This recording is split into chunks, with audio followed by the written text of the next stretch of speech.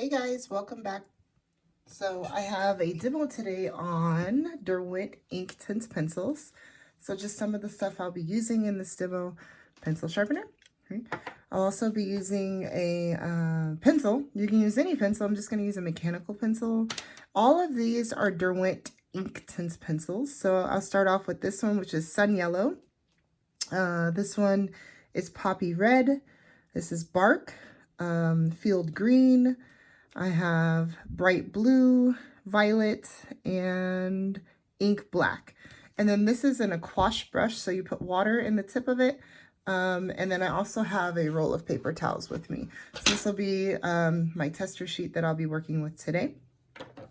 And I also want to make sure this tester sheet doesn't slide around on me, so I'm just going to put 2 pieces of tape here, okay? You don't need to tape yours down. I'm just doing that for my demo. Okay, so I'll take these out of the way. I just wanted to give you an example of what these Inktense pencils do. So yes, they're called Derwent Inktense pencils, if you can see that. Okay. So I'll start off by drawing a little bit of color for each one. So I'll start off with one that's maybe more rich, saturated, okay, and then kind of trickle that down into a very light version, okay? Then I'll go to my Poppy Red. They feel like colored pencils, so I would say they're more of a wax base. When you water them down, you're going to get the effect of a colored pencil. Sorry, a watercolor pencil. Sorry, I'm trying to find Bark. There we go. Okay, so here's Bark. So they look like colored pencils when they're dry. And when they're wet and they get liquefied, they look like watercolor pencils. Now that one is not black, it is Bark, okay? I'm going to go to the next one, so I'll just put my Field Green down, okay? More intense and just a lighter variation down. Just doing gradations here. So again, we'll have a dark. They have that smooth consistency like a colored pencil. So literally, I feel like I'm using a colored pencil, although I know I'm not, okay? And then we'll pull that down, okay? And then let's do the last one. And then just fade that out. Okay, so now one thing to keep in mind, if I draw something with it, I'll draw pretty heavy, and then I'll draw a little lighter, okay? I have a kneaded eraser here. I also have this one. If you've seen other videos, you've seen this eraser, the Factus BM2, which is similar to a Tough Stuff eraser, just a retractable eraser on the end. And then this is that gummy kneaded eraser, okay? So if I use a kneaded eraser and try to erase this out, even the light one is pretty permanent, okay? And then this one's not going anywhere. If I use this one and I'm scrubbing pretty hard at that, you can see how it's not going anywhere, okay? Even on this one, I'm scrubbing pretty hard and it lightens, but we still have a problem. So that's why we have the pencil, okay? Because we'll start the drawing off with the pencil. But I just wanted to give you an example of what happens when we take water and apply it to what we're working in. So this is my aquash brush, and I'm going to take a paper towel off, okay? You always want to have a paper towel and always have a tester sheet. So this is my tester sheet. This would not be what I'm actually doing my drawing on, but I would recommend you do this for yourself so you can see what the pencils do, okay? So if you squeeze a lot, then that water is just going to drop right off, okay? So that's not what we want. We want a little bit of squeeze so you can see the brush is wet, but then I'm just going to touch it on the paper, okay?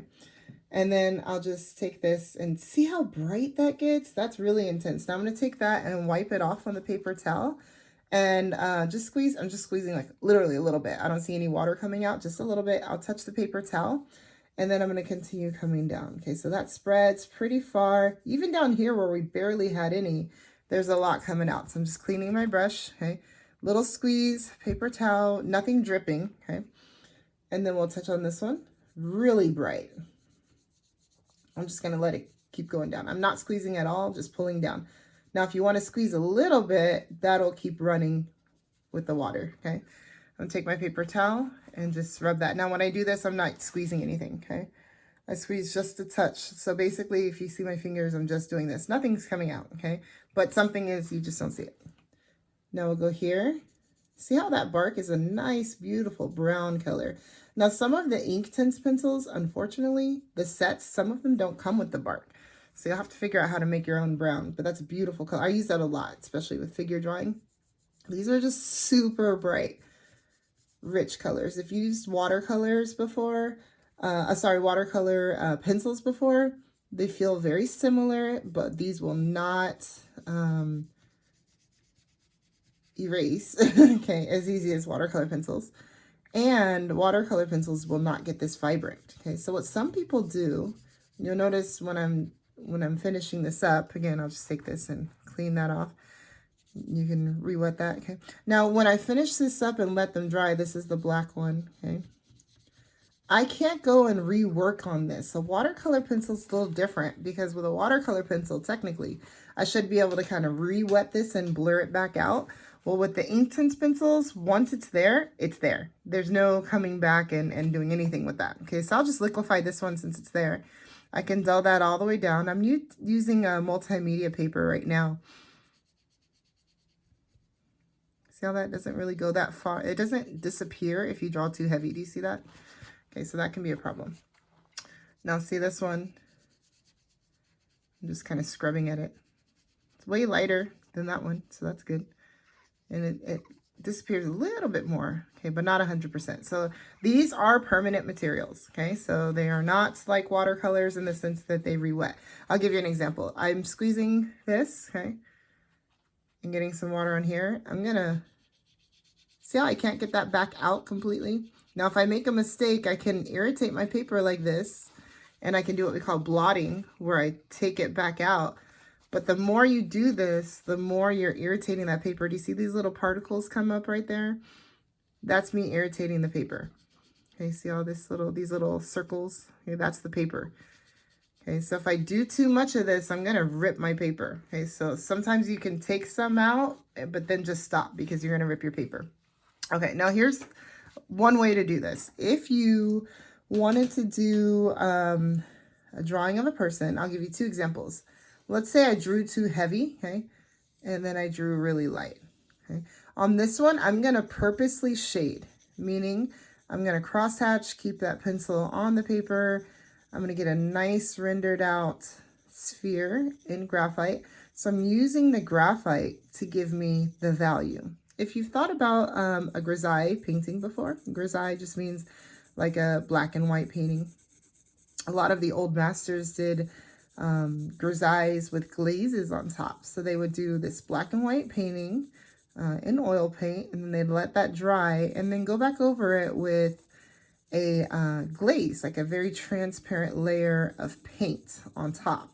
And then what would happen is anything that would be painted on top of the gray area would turn into shadow mass, and anything painted on top of the light area, which was, you know, the white of the canvas or the white that they put down, would look like it's glowing. So a lot of the old masters that you look at, Rembrandt, Caravaggio, you know, Titian, some of these styles in which they did, it just, you look at it in a museum and you're like, wow, that's gorgeous, you know. So you could technically shade with this, and you can come back in with your Tough Stuff eraser. You can, you know, soften the edges. You can do all this great stuff to get a nice rendered out drawing, okay? And make it look three-dimensional. This is graphite. This is just pencil, okay? And then let's say on this side, I'm just going to lighten up that line. This is, again, pencil. Okay, so I don't have much of an outline because in value drawings, you don't have much of an outline. Now on this side, I'm not going to do any pencil at all. I'm going to give you two different scenarios, okay? Now let's say I'm making like a peachish skin tone, okay? The colors that I need for that are going to be just these two with white. Okay, so I'd use red, yellow, and white. And then you just adjust accordingly. Let me push that off. Okay. So now whenever I start off with, if I want a peach skin tone, I would not start off with yellow because the more yellow someone looks, the more sickly they look. So you start off with red. But remember, you can't do too much because if you do too much, you're going to make them look like fire. So if you remember that little bit that we had down here, that's how we want to draw it. Okay, so here's my scenario. On the left side, okay, I'm going to draw right on top of that graphite. You can barely see anything going down. And you actually don't even have to crosshatch. I'm just using hatch lines, which means one direction. So outside of this is what it looks like. Just a very light layer. You'll notice that as I pull this around, I'm going to avoid my highlight altogether, meaning I'm not going to put any pencil where I would want to highlight. Just leave it all blank in that highlighted area, okay? And I'm going to do the exact same pressure on this side. So on this one, I'm not having any graphite. It's just going to be me with the red, trying to stay in the line. Now that's a big thing with this, is staying in the line. Remember we talked about it not erasing? So it's really important that you stay in the given area that you're trying to shade. So you want to slow down when you get to that contour. You can turn it to wrap around the contour if you'd like, but you got to stay in that area because you can't really erase it. It's very permanent. Okay, so we're just going to take this up and around like that. All right, now second layer is going to be the yellow. Okay, so again, I'm just going to put a very light layer, looks like that, okay, on top. Now I don't put water on this until I figure out that I, have a good solid base of whatever color I'm trying to make. That's after that, then I'll put down water. Okay, but I don't put water in between because the more water you put, the more you're irritating your paper. Okay, now I'll do the same thing to this side. So it's the same pressure, same colors. The only difference was the sphere on the left has graphite underneath the color that I'm putting. All right, okay. Now I have that paper towel in hand. I have my aquash brush with the water. Now again, just to refill this water, you would just take that off, okay? And you pour water in there, and then you put that back on. That's all. Sometimes they have a little cap on it that you have to take off before you use it. So if you're wondering why the water's not coming out, remove the cap. And then at the very end, there's this cap to just protect the brush from messing up. But I leave the water in there. I don't take it out every single time. So I'm going to squeeze, again, just a little bit. I don't want to squeeze so much that all that water comes pouring out. Okay, just a little bit. And then I'm just going to touch on that. See how I get this nice peachy color? That's what we want. We don't want to make it look like someone's on fire. Okay, so here we go. So I'm going to, now there's no spray fixative or anything. So what you're going to see here is the color mixing with the graphite to give you a shadow mask. Stay in your area, okay? Now, once I get this graphite area kind of done, working quickly because it's drying on me and I won't be able to transition my edge. As I get to the light mask, clean your brush so that that gray does not go into the light mask. See how that purifies itself a little bit more? Okay, now as I get to my highlight, clean the brush. Okay, again, I haven't squeezed anything. Now I'm just using a dry brush to bring that around. Okay, softening out any edges I can before that dries. You don't want to over irritate. Okay, so go back to here. I have not squeezed at all since the first time. There we are. Okay, there's a highlight. Now on this side, I'll squeeze just a little bit. Paper towel. Again, when I squeeze, I don't really see anything happening. I just know that I'm squeezing it. Okay, now I'll go over here. See that water come down? I just got to move in circles to make it blend because you didn't cross hatch anything. Okay, take some of that off. I have a lot of water built up. Now see this edge right here? If I don't work fast, that edge is going to dry. Okay, so let's move this to soften the terminator. Now I have a lot of pigment on here. Take all of it off, okay? And just move this around. I have not squeezed since the initial time. So I would practice doing this before you actually do something. Like before you do a portrait or a figure or anything, still life, anything. Practice just using it, okay? Because see, what happens is when it dries, I can't re-wet that. That's it. I mean, I can re-wet it, but it's not doing anything, okay? So once it dries, it dries. So that's going to give me that base layer. Then you let that dry. So here's the cool thing you can do with the Inktense pencils. If you love watercolor, what you could do is do a grisaille with Inktense pencils. So you would use like the ivory black, okay? And you would do the exact same thing we just did, but just using, this is an Inktense pencil. Just use the ivory black, just like you would do an oil paint, how you can do like a grisaille and a glaze on top. You can glaze with your watercolors, okay? Now again, I'm not trying to do core shadows or anything right now. That's gonna come in a second layer. Right now, this is just one layer of paint, okay?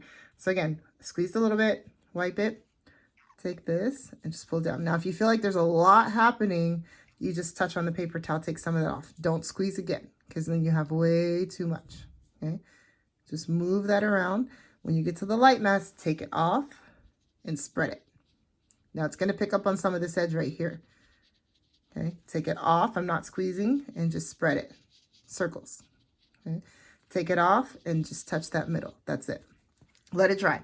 Don't try to come in here and finesse this area. Just let it dry, because the more you overwork it, the worse it's going to be. Now, it dries pretty quick, so that's pretty dry already. Okay, now the second step. I'm going to take the same color pattern, and just so you know what I used on this one, again, red was first, then I did yellow second, and then on the bottom one, it's just the black. Okay. All right, so here we go. Now with this, I'm going to go ahead and put some color on top of it. I want to start getting some shadow masses in here. Now, my go-to would be to make a bark and put a bark on there, okay? Now, some of you guys may not have the bark, so you may need to make your own, okay? So how do you make a bark? Well, let's see. Now I'm testing this out with you, so don't judge me. Here we go.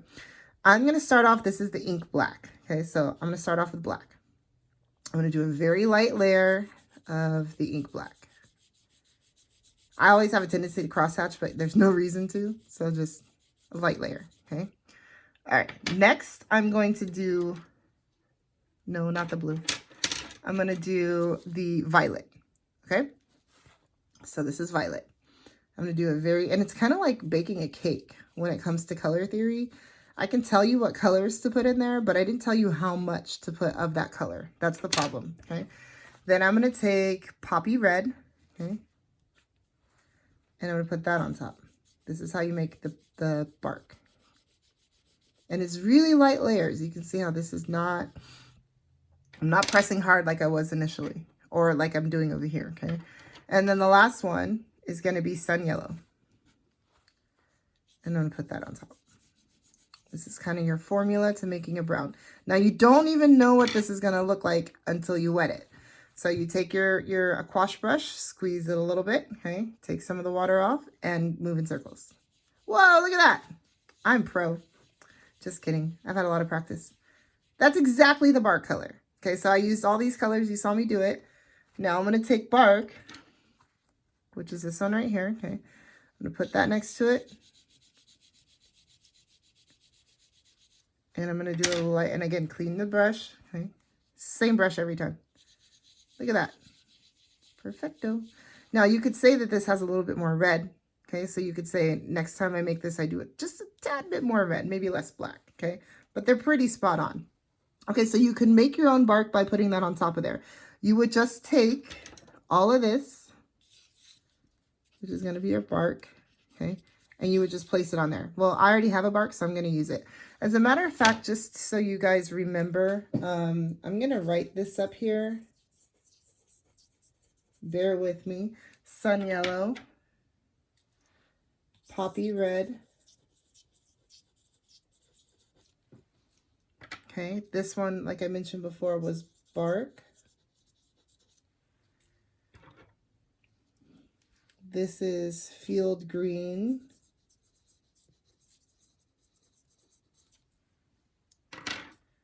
The one that I wiped out is bright blue. And you can draw right on top of this, or right on top of it. So very forgivable when it comes to adding on top, not erasing. Violet is up here. Now, you may not be able to see this. Let's see. Let's go a little higher. There we go. Okay. And we have ink black. So this is ink black. Okay, and then this is my mixture for bark right there. So to make the bark, I used this one, this one, this one, and this one. Okay, just to recap on all that. Okay. All right, so we're gonna move on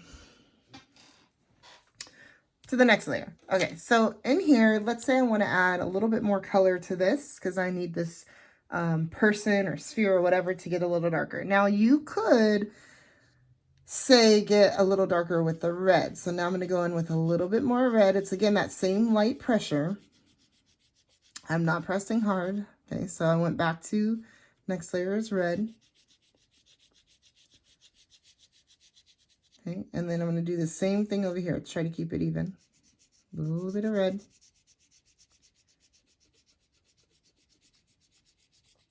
I'm going to go into a little bit of purple.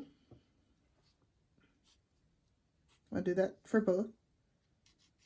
Now light pressure, because these are Inktense, which means they intensify. So if you put too much, and you don't even know until you wet it, but if you put too much too soon, you're in trouble. Now notice how I'm just sticking in this little area right here. I'm not trying to cover the whole sphere. So you got to practice. Okay? First time I used these, it was a hot mess. Okay. Now, once I put purple, the complement of purple is yellow. Okay. So maybe we should talk about some color theory at the end of this, because that's important. Okay. Put a little bit of yellow in here. So I'll just mark that down as well. And let's finish it off with some bark. Okay. Light pressure.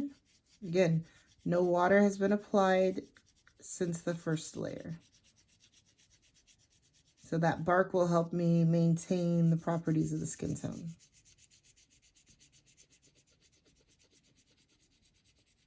Okay. So then a bark. Again, this is, I'll just write bark because it looks like black and I don't want you to get confused. This is bark. And this is black. Okay. All right. So that being said, we'll go back to the gouache brush. Okay. The paper towel, same brush. Okay. And do a light squeeze. Okay. Just make sure you don't have any puddles and move that around. So I'm trying to get rid of outlines. Ooh, that's nice. That's pretty. But if I wait too long, this edge right here will dry and I'll be screwed. Okay. So I need to soften that before it dries. That's beautiful. It's already drying. See that? Okay. Water. I didn't squeeze any, but I'm using the brush that has water in it. Okay. Beautiful. Let it sit. Okay. Now come here. Squeeze a little bit. Here. Didn't do much. It really just made it less gray. Gave it a brown tint to it because that graphite was already underneath. So it's still pretty. Oh, look at that purple down at the bottom. Nice. Now again, if I leave that, we're going to dry. So let's soften that out. Come back, just circles. Soften that out. Two different outcomes. Beautiful. I think they're both really pretty. Same color palette. Okay. Just so you know, this is where we added water. Okay. And this is where we added water to that one. Same thing. Okay. Now I could probably take that a step darker, but right now I need to let it dry. Okay. So if you touch on it, the back of your hand, and it feels cold, you know it's still wet. If I touch on this, it's still the, same temperature as the paper, so we're good. Now, remember I kept talking about letting it transition? Like if you don't move, it won't transition. Like just imagine, again, water, okay? Imagine me trying to say, oh, soften this out, now do a gradation. It's not going to. That's what I said. You got to work fast because that is, once it's there, it's there. It's not going to go away. You can act pretty fast and try to get some of it out, but once it's there, it's there. Okay. So you want to work in sections. If this was an actual person and this was their head, I would do the head and the neck separate, but you got to remember your color palette because if you don't remember, it's like someone putting on really bad makeup. If they had like their face, really yellowy and their neck is really red, it's like a really bad makeup job. You got to remember the formula you used so that whatever you put here, if this was a face, matches the arm, so it looks like the same person. Okay. Now let's say we wanted to get, we want to turn this into like a darker area down here. Now I could just take bark, just to give you an example. Let me find bark, okay? And if you don't have bark, you're taking that mixture and you're putting it here, just like I showed you before, okay? But since I have bark, I'm gonna go ahead and put it there. So I'll take bark, and I think what's gonna happen is and this is a little wet, I can feel it. Once I put this bark down, I'm gonna get closer to this. Now, if I wanna go even darker, you don't want to necessarily shy away from the black, but you should know how to control the black.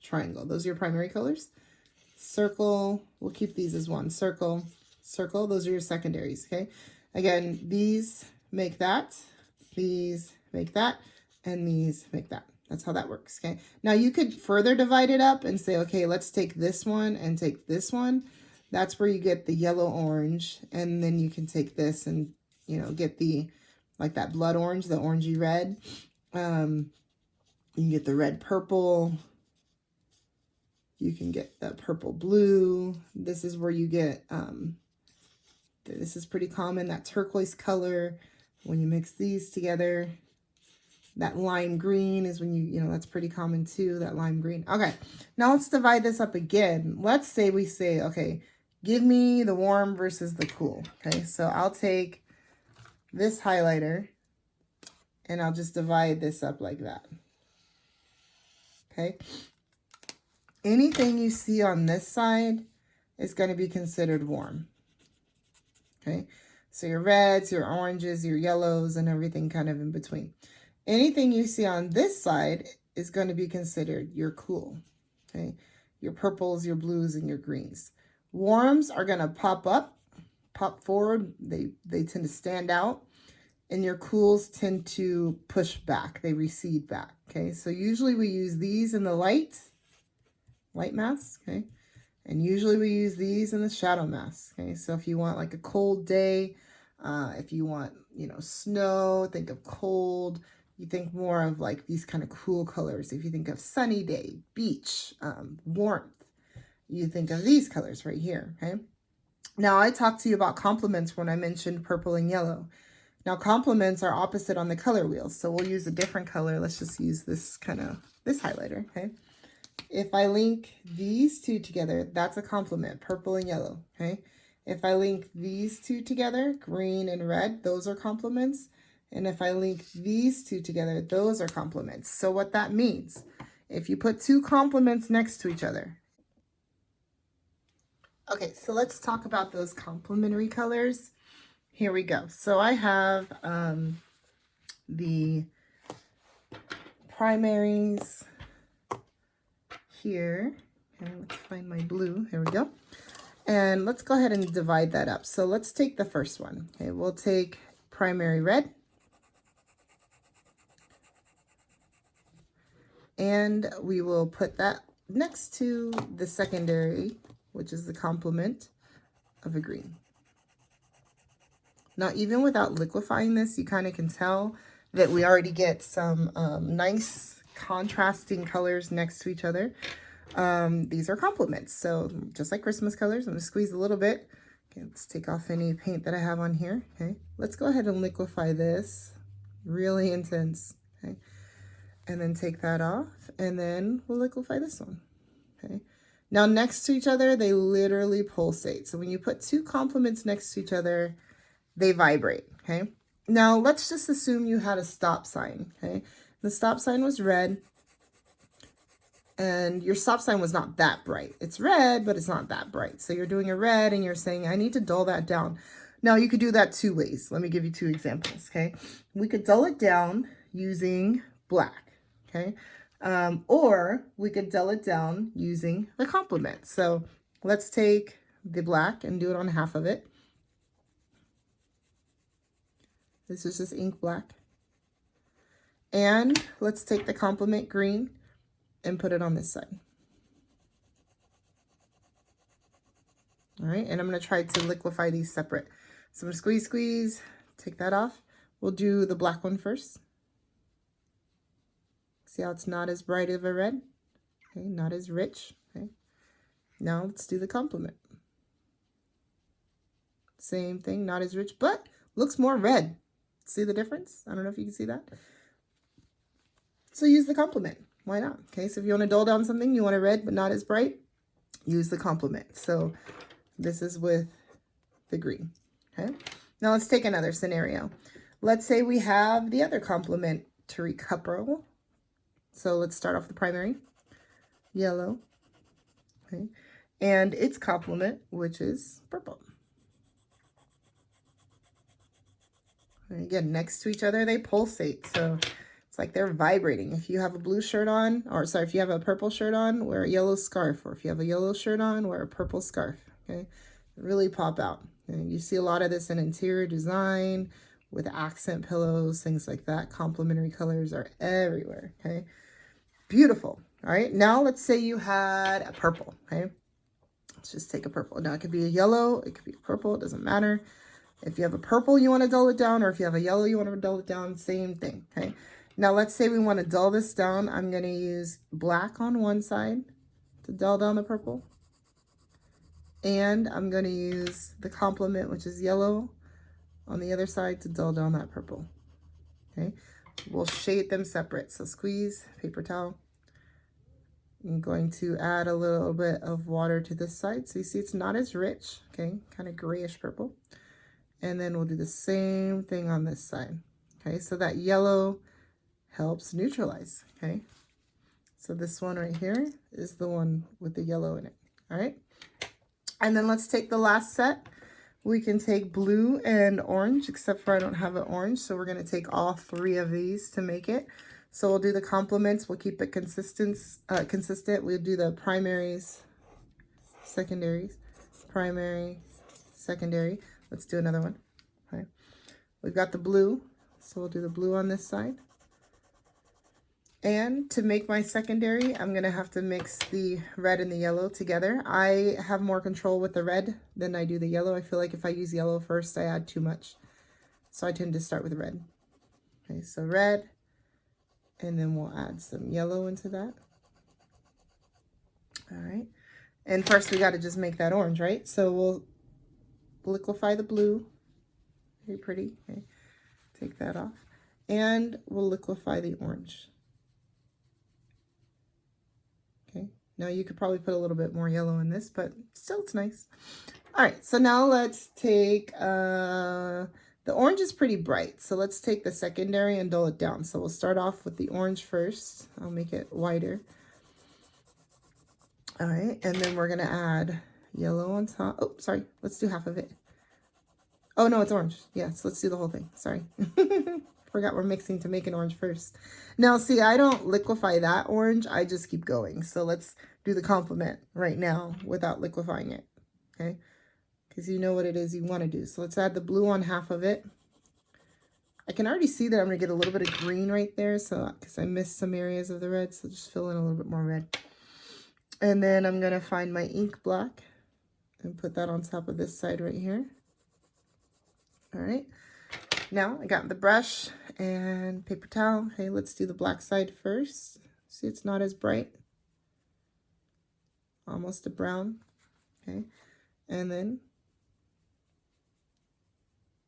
look, they're very similar. So you can see how two different color palettes can give you similar colors as long as you know color theory. This is the one with the blue. So we had the primary here, secondary here. Okay. And then in all these, this is black. I'll just put BLK. This is black. And this is black. Okay. And then the rest are with the complements. So these are with the complements, complement, complement. So now you see that when you put them next to each other, they pulsate. Okay. But when you mix them together, they neutralize. And neutral is just to dull down to make it more gray. Okay. Less saturated. Saturation is brightness. Then we're trying to match this color of this pair right here. Okay. So what you want to do in terms of color theory is think of what you call your local color. What is the color you see of that pair? Well, I think green, okay? So then I see green. What else do I see in this pair? Well, I see yellow. I also see red. I see brown. So I got my bark. I even see blue in here, possibly purple. So there's so many different colors you can see in an item. And the more you work from life, the more that is so relevant in your work. So let's go ahead and test this out. So by doing the color scale we did in the beginning, you can kind of see what kind of green you're working with, which is that one. Now that green is not that green, okay? So let's start off by testing out a color. Now this is what I would do when you're practicing before you do a major drawing, is practice your color theory, because each material is going to give you a different challenge, and then give yourself a key so that you know what you did. Okay. All right. So we did the green, I'm gonna just pull this back a little bit so you guys can see what it is I'm working on. All right, so we got the green. All right, now let's add a little bit of yellow on top of that. And again, you don't have to cross hatch, just don't gap it apart. And then I'm gonna add, should I do yellow? Do I do red or bark? I'm gonna do a little bit of red, just a little bit. Okay, so this is kind of like that cooking, like a pinch of salt kind of thing, just a little bit of red. Okay, and now I can always add more, but I can't take it back out.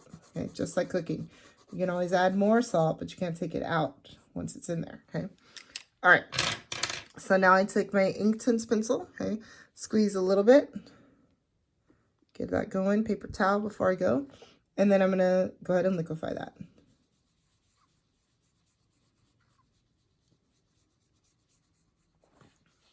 Okay.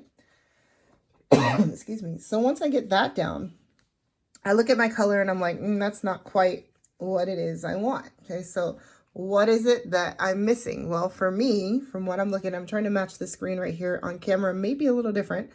But for me, I'm seeing more yellow and browns and kind of reds more than this kind of electric green. So you can let this dry and add on top of it, okay? Or we can do the same mixture again and try it again. So I'm going to do it again while this is drying. I'll show you how to do it both ways. So I'm not just sitting here waiting. Let's go ahead and mix again.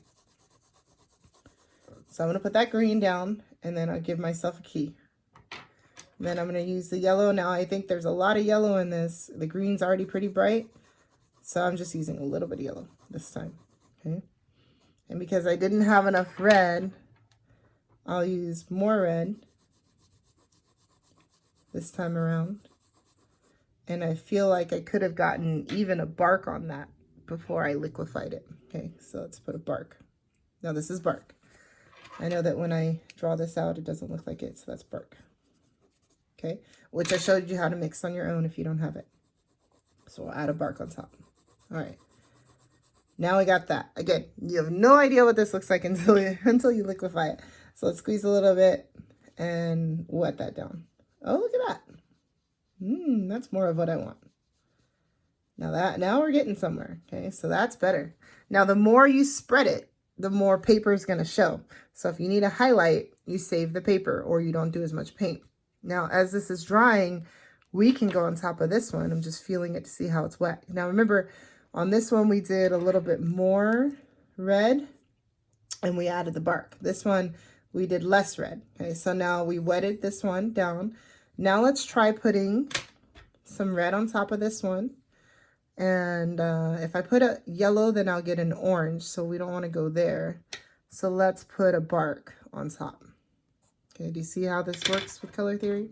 Okay, and this is bark. All right. So let's go ahead and do it. So we can try it out on this side. Let's say your pear is changing colors and then it changes to more of a darker green. Okay, so let's go ahead and do this for one half of it. And the bark.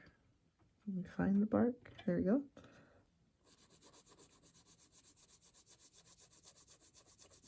Just adding those two. Now let's say on this side that apple's turning darker. Okay, so we're going to go ahead. Bark on this side. Okay, so on this side we added bark.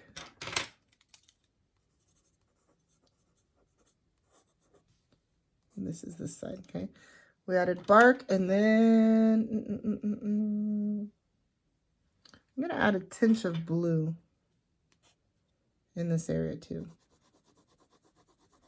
And I feel like the brown will help offset some of the blue. Okay, so let's see what that looks like. Now, if you want a soft transition like this, you got to work them together, okay? All right, so we squeeze a little bit. Now I'm going to start with the lighter side. You can see a lot of that red showing through, but the green shows underneath, okay? Now you can take some of it off. Go here to expose some more of the green. Okay, now come over here and let that transition mix in between. Go here, just don't overwork it. Practice this before you do it.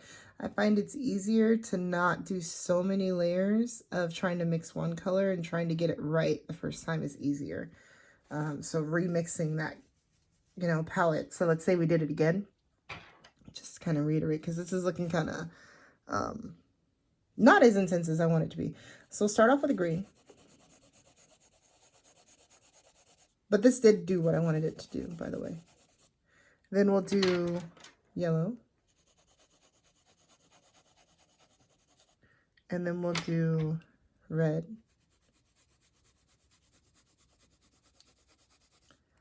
And then we're going to have bark. And then I'll add more bark on this side. And then I'll do a little bit of blue. And then I'm going to add a tinge more yellow over here. Okay. All right, let's try this out. Squeeze, squeeze, dab, dab. I'm going to go from my dark. Take off. Take it off. Take it off. Take it off. Take it off. See that transition? See that? So it's easier for me to like mix it up front than to like work all these layers and have it be really dull. But you can still come back into this once it dries and work on top of that. So I just wanted to give you an example of how how the Inktense pencils work. And then two, how all this color mixing works. Okay. You can take this a step further if you'd like to, and make it even darker if you want. We can take a bark, okay, and just do a bark on top. Maybe you feel like it went too gray. If you want it to be like a brownish purple, you could mix a little bit of purple into it, or blue, or whatever you want. It's the great thing about the color theory is you can turn this into whatever you want. I just put a little bit of purple on top, so I'm going to go ahead and define what I did. Okay, so I did a bark first, and then I did a little bit of the purple. Okay, so again, this is bark, and you might not be able to see this in the video, but that's the violet, the purple. Okay, now let's go ahead and liquefy that. Squeeze, squeeze, touch, touch. Okay, just to get, see that purpley color on there. Now you can only take it so far. It depends on your paper that you're using. I'm using a multimedia paper, so it's a little thicker. So you can do a little bit more with it depending on the paper. If you have like a watercolor paper, you can get a lot more down. I'm using this paper right here. Okay, so it's the Strathmore mixed media paper, which allows me to get a little bit more rich on what it is I'm working on. So that's a little bit about what we've covered today. Just keep in mind, you're going to have the sun yellow, poppy red, the bark, filled green, bright blue, violet, ink black. We went over the color wheel. So we talked about the yellow, the red, the blue, mixing together to get the secondaries, orange, violet, and green. We've gone over how to use the sphere with graphite and how to use the sphere without graphite. You can get two different outcomes or kind of come back to a similar outcome. We went over what colors it would take to make that. So the red, the yellow, we liquefied that. We went into the red, the purple, yellow, and bark. Okay. Then over here we have same thing, the red, the yellow. That's red, purple, yellow, bark. Same idea, same formula. On this one, we took the step further. We added this bit down here. On this one, we did not. We just stopped at the bark. Bark and black, bark and purple. In between, we liquefied, okay? I taught you how you could use it as a grisaille, how you could draw on top, or you could just use these pencils in gesture drawing and do gestures off of them. You know, they just act like colored pencils. So, and if you feel the need to liquefy, don't liquefy on newsprint because it'll mess up your newsprint, but you can always liquefy that down too. Don't draw too heavy because the lines don't like to come out. Start off with graphite, okay? All right, I hope that helps with the Inktense pencils. Good luck.